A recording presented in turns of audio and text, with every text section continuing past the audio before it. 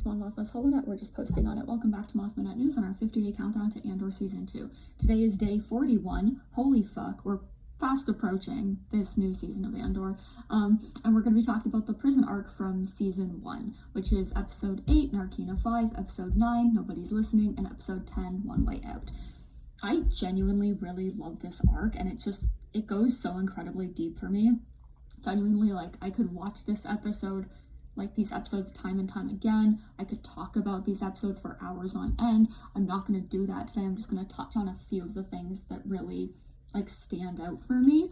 And I just really believe that the other arcs, it is just so astounding with the way that it shows that these moments of rebellion, they may not seem that big or grand in the overall picture when we include battles like Scarif, Yavin, Andor, or Jakku, but they matter in the way that without them we would not have these big, glorious battles that left a deeper wound on the Empire. These are, a cat scratch to the Empire, but they matter because,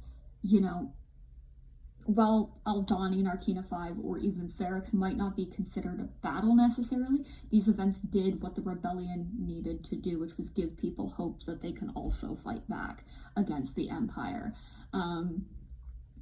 With Narkina 5, there's so much to be said about the way that the Empire treats its prisoners, specifically, right?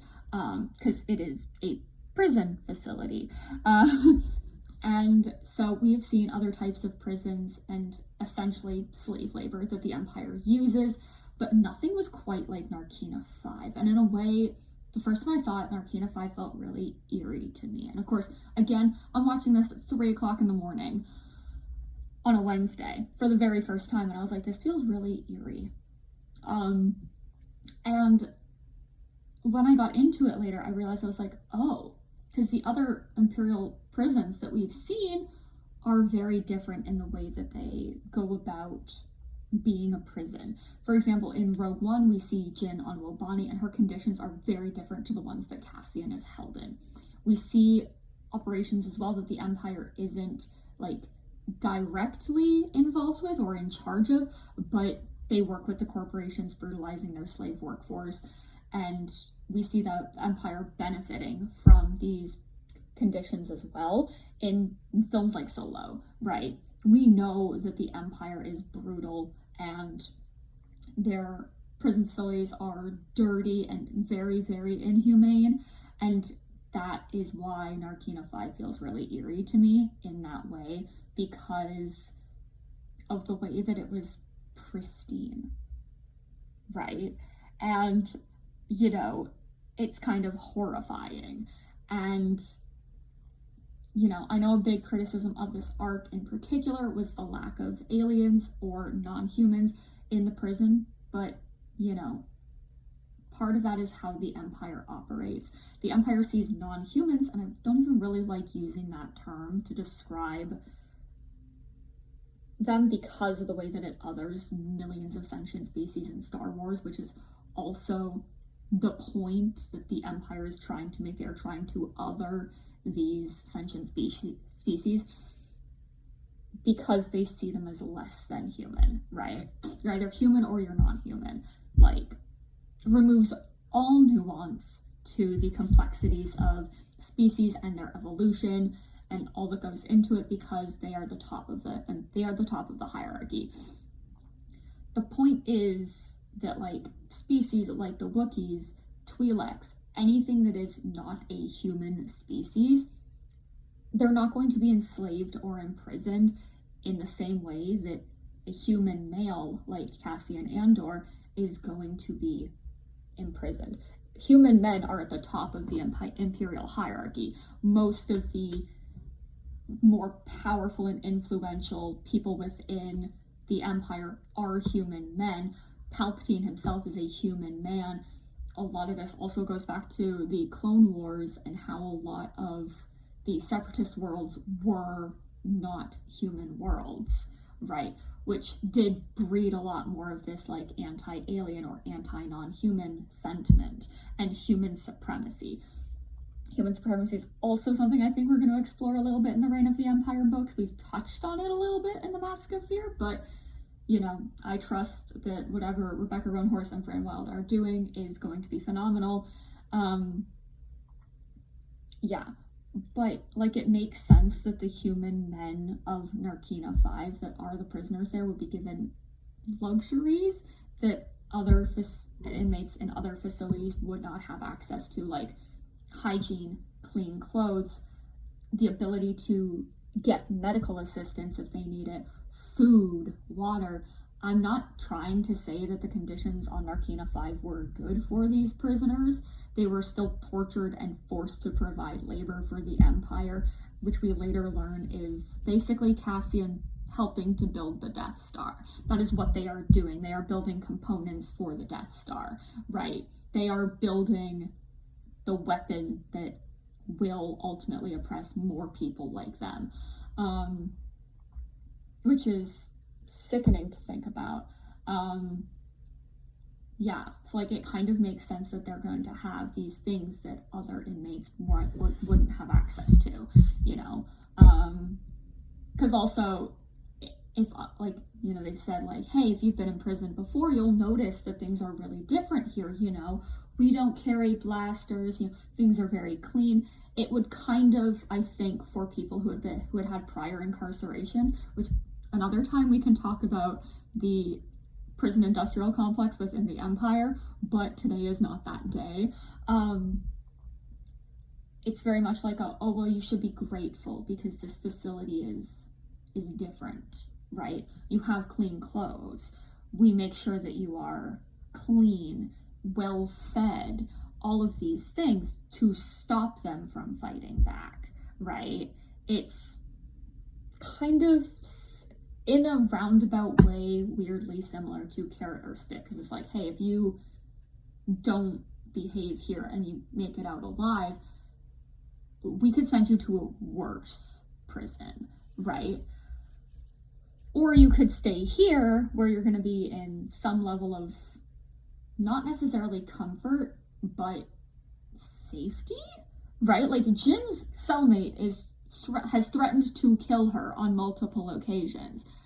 They don't have that issue on Narkina 5, right? They don't, like everyone kind of toes the line on Narkina 5 as much as they can, because they don't want to be freaking electrocuted or like, I don't even know how the tungstoid steel works really, because that's like just really sickening to me. Yeah, Imperial prisons with like mixed populations, like the one we see Jin in on Wobani, also don't receive these things. Like Wobani was a very brutal place, and like I think other books were exploring like how people just don't survive. I feel like this bit is across the board with Imperial prisons, but like you forget what a smile looks like, and so, but Jin wasn't receiving like clean clothes. She didn't have solid access to food. She didn't have people who would be like, no, cellmate, you cannot be killing other people.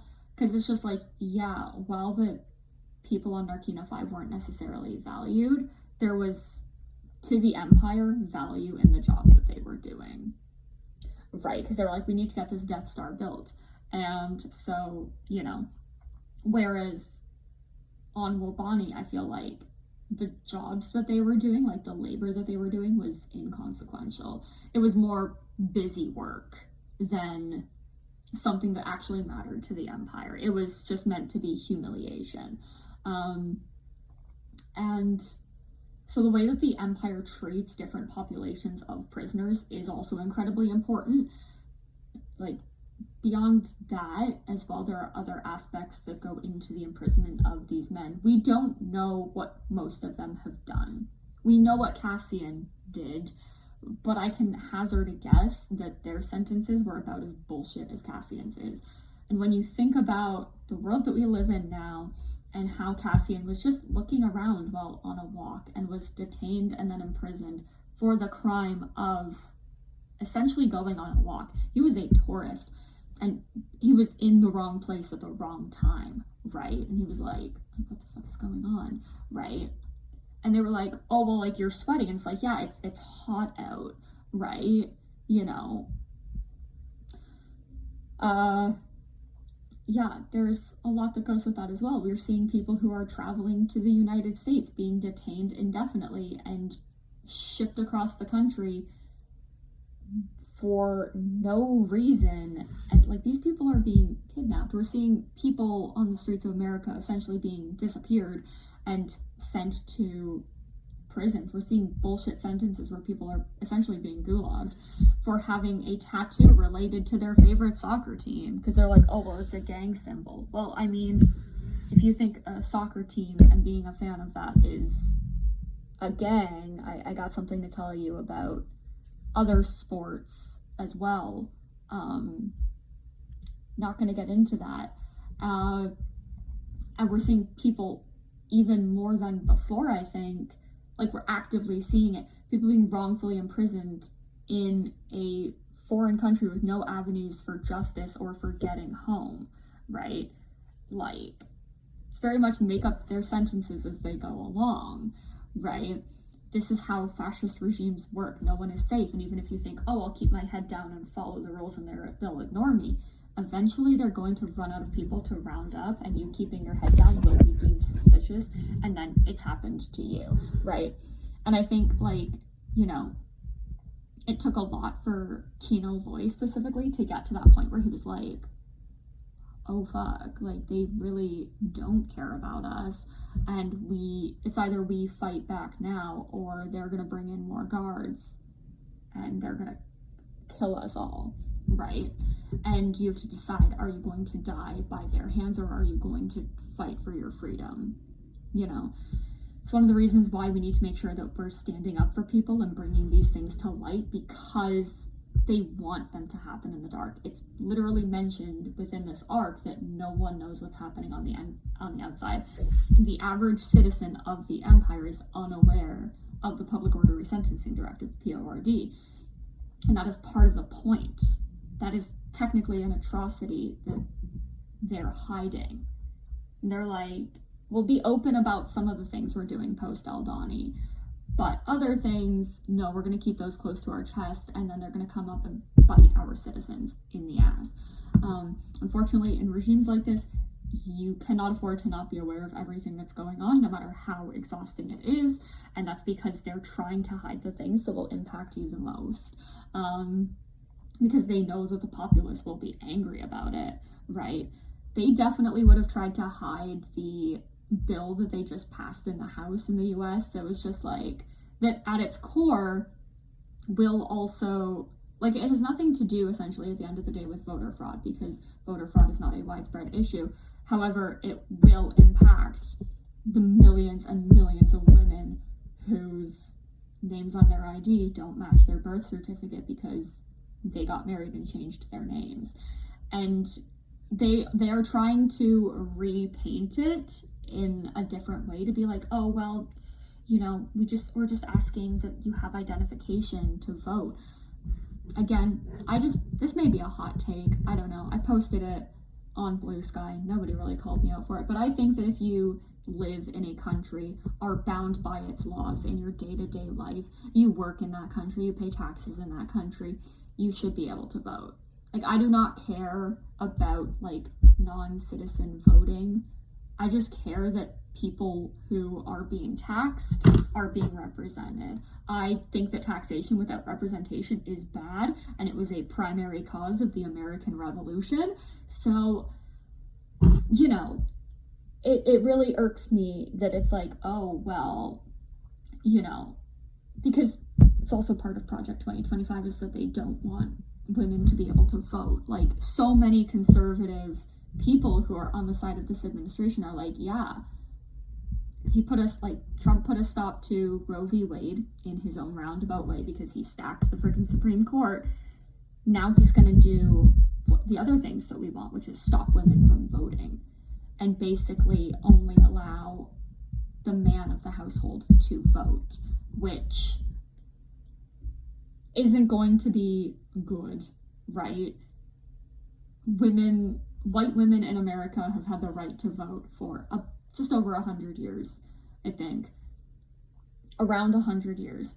And now you also have women being like, well, I don't care about voting. You should, because this is a slippery slope. You will still be paying taxes. You will still be impacted in your day-to-day life by the people that get elected.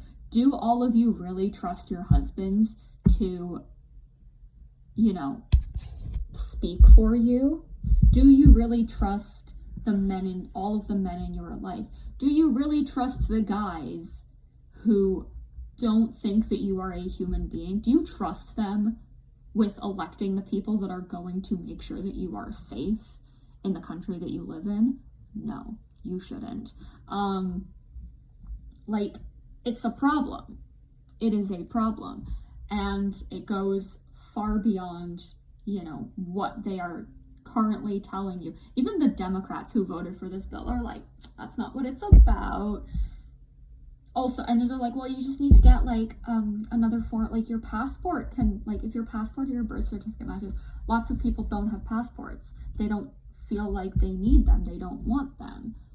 And now that these women are going to have to pay $150 or something to be able to have the right to vote, that is pay to play, right? The men are not having to do that, right? So it goes a lot deeper than the things that they are willing to tell you. And you have to be aware of that. You have to be, unfortunately, you have to know the law, you have to know the Constitution, you have to know what is in these bills that they are passing so that you can call that shit out. And again, I could go on for hours on hours about all of this and the complexities of the imperial prison system and the imperial prison industrial complex and why they function the way that they do. And again, one day I probably will, but not today. We're just going to move on for now. Another aspect of this arc is, again, I'm always thinking about Mon Mothma when I'm watching Star Wars, especially when she's there, because I'm like, I just want to know everything about you. The titles of these episodes also speak to what she's going through in that episode, in this arc, kind of specifically. Because the last two episodes, Rick's Road and Daughter of Ferrix have nothing to do with Mon, right? Aldhani, not really. The Axe Forgets, maybe you could make an argument. The Eye, perhaps. An Announcement, maybe, right? But this arc, it makes sense, the titles for her as well. While the title of episode 8, Narkina 5, is more subtle than the other two. I mean, it's the name of the prison facility, the planet where the prison facility is that Cassian is held, and obviously Mon isn't there, but she is in a prison of her own, of sorts. This episode is also the first time that we get any backstory regarding her and Perrin. Mostly it's the discussion that the two of them have with their guests when they're by the window, but we know from prior episodes that this is not a happy marriage, and she is in a way trapped.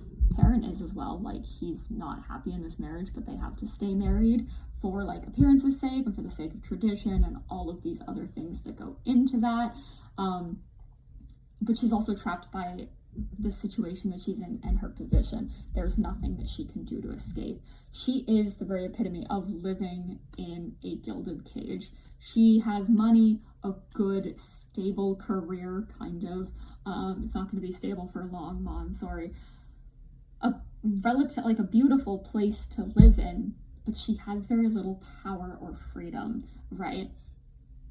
Later in the arc, we learn that in the embassy where they live, she has very little choices that she can make with regards to decor, because it is state-owned by Chandrila, right? And so she can't just be slathering her Lena So posters, painting starbirds everywhere. She can't be doing that all over the embassy, right? It has to match Chandrilan aesthetic and what the people of Chandrila would feel comfortable with in a place that is essentially theirs on Coruscant, right? Because that's what the embassy is meant to be. They're like, you know, for a politician, not even having political power or a voice in the body that you are part of is probably god-awful, especially if you've pursued politics as a way to give a voice to the voiceless and you value democracy and collaboration and all of the things that Mon values. You know, and now she's one of the voiceless. This amplifies even more in episode 9, Nobody's Listening, where it's more obvious. The first scene that she's in, she's trying her damn hardest to do her frickin' job in the Senate, and people are shouting over her the whole time. And even when she goes home, even with Vel being there now, Vel, who is on her side in the rebellion, even when she goes home, she's still relatively voiceless. She can't show Vel affection without Vel shunning it. And Vel has her own reasons for doing this. She is trying to cope with her own stuff in her own way. Right, but that doesn't mean that it doesn't hurt Mon, right? And nothing that she does or says is right or enough for the people in her life, and that's just heartbreaking to me. Like, no one really cares what she has to say except for Tay, but in this episode he's having to deliver bad news to her, and he's like, you know, like, this is pretty much the only option available to us. He doesn't have the luxury of being like, yeah, like, I'm going to actually listen to you, and like, he suggests that he's like, maybe I can find another way, but he doesn't really have very many options that he can like use to help her. Episode 10, One Way Out, is where, you know, there is only one way out for her and for Cassian, and the situation that she's in, the way out, the one way out, is not something that sits well with her. While One Way Out was a chant, a battle cry essentially for the prisoners of Narkina 5 who were fighting for their freedom, it further imprisoned Mon. That one way out of the financial debacle doomed her, and her daughter as well. I'm hoping that all of it's going to be okay in season 2, but Mon is not going to be having a good time. And yeah, that just really, really hurts. And since I brought up the like one way out battle cry fighting for freedom, I also want to briefly touch on the prisoners of Narkina 5 escaping captivity and taking their freedom back. It's highly likely that many other prisoners in that facility also didn't know how to swim, and it's kind of sad. Like, Cassian and Melshi are like, what if, like, Melshi's like, what if we're the only two that survived? Like, we need to be telling people what happened. Like, that is what we have to do. And so it's incredibly likely that many of those other prisoners died via drowning. And Kino, essentially, we don't see him jump. He doesn't even, like, we don't even see him get pushed. But the way that they were all just jumping, right? They chose the option of, hey, we could die doing this, but at least we'll die free. We won't be giving the Empire what they want. We won't continue to do that for them. And I don't think it's a mistake that the way that this is done is heavy hitting, because there are stories of people who chose to die in transit to America rather than spend the rest of their lives in captivity. They drowned in the Atlantic. And, you know, that's horrendous, but it speaks to the desire to die a free man or woman or child. And also, in my mind, references how there are a lot of Black and African American people who cannot swim because of trauma stemming from the way that pools that were used by Black and African Americans, like Black people and African American people, like during like the Jim Crow era, they were like pools were attacked, and so a lot of Black people and African American people stopped swimming because they didn't want to essentially like have acid thrown on them, which is horrendous because swimming is a skill. It's a survival skill a lot of the times. Like, yeah, we swim for fun, right? But there are a lot of times where being able to swim is a survival skill. And if you can't do that, you are going to probably die. Anyway, for anyone who doesn't think that Star Wars or Andor are political, I need to ask, did you actually pay attention? Because this is one of the most political stories and deeply complex stories that Star Wars has ever told. Overall, the prison arc is something I want to do multiple videos on, but for the purposes of this, and to not use up all of the material that I have planned for another series that will be coming this summer, I'm going to stop here. Because I'm going to be doing like a, kind of going to spoil the series a little bit. It's a full rewatch of Andor and then Rogue One right through to Return of the Jedi. So it's going to basically be like the Age of Rebellion series that we're going to be going through. And it's going to be a lot. I'm not sure how episodes are going to be broken up yet. Like each episode of this arc might be an episode of its own. I'm not 100% sure. But anyways, thank you so much. As always, you can find me at Bejeweled Mothma and Mothma Updates on social media. My panel at Star Wars Celebration is next Friday, 18th of April, from 4 to 5 on the fan stage, and it's called Senator Rebel Chancellor, who is Mon Mothma. I have bracelets and stickers for friends who come say hi. So like come to the panel, come up to me on the show floor. The panel's going to be recorded and posted on YouTube here, so stay tuned for that as well. Posting will again remain consistent while I'm in Japan. I have the next few videos planned out and scripts are being written, and then I have like jot notes for what I want to do while I'm at Celebration. Tomorrow we will be talking about the final 2 episodes of Andor, episode 11, Daughter of Ferrix, and episode 12, Rick's Road. And then we're going to be tying it up on Monday with the first arc of Andor, which I will also explain my reasons for going in that order in that video. In the meantime, thank you again. May the Force be with you.